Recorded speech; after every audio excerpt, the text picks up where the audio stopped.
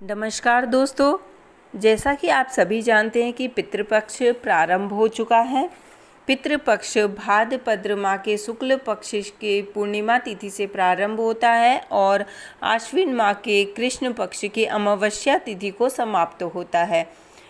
पितृपक्ष 18 सितंबर से प्रारंभ हो चुका है और 2 अक्टूबर सर्वपितृ अमावस्या के दिन इसका समापन होगा।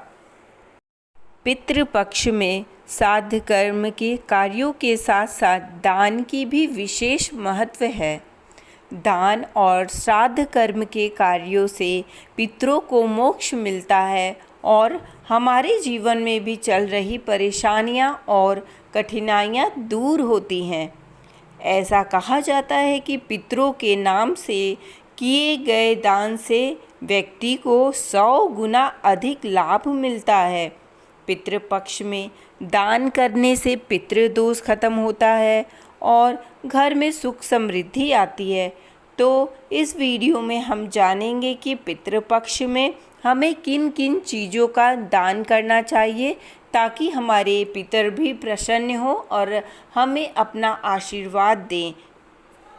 पहला है गौदान, यानी कि गाय का दान।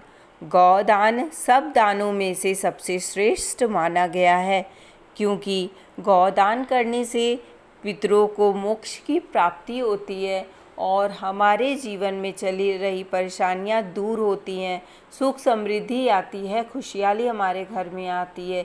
इसलिए अगर आप सक्षम हो तो गौ का दान अवश्य करें। दूसरा है भूमि का दान। भूमि का दान करने से आर्थिक समृद्धि आती है। हमारे घर में जो भी पैसों से रिलेटेड परेशानियां चलती हैं वो दूर हो जाती हैं। तीसरा, काले तिल का दान। पितृपक्ष में काले तिल का बहुत महत्व है। हर चीज़ में काला तिल प्रयोग में लाया जाता है और पितृपक्ष में काले तिल का दान करने से हमारे जीवन में चल रहे ग्रह नक्षत्रों की बाधा दूर होती है। सोने का दान, यानी कि आप चाहें तो सोने से बनी कोई भी चीज़, छोटी या बड़ी, आप किसी ज़रूरतमंद को दान कर सकते हैं। इससे आपके जीवन में अगर कर्ज चल रहा हो तो वो दूर हो जाता है और पैसों की कभी कमी नहीं होती है।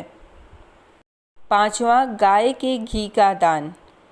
पितृपक्ष में हमें गाय के घी का दान किसी पात्र में रखकर करना चाहिए। पात्र के साथ गाय के घी का दान करने से परिवार में चल रहे जो भी अनबन हो, लड़ाई झगड़े हो, दूर होते, परिवार में मिठास आता है और जीवन खुशहाल बनता है।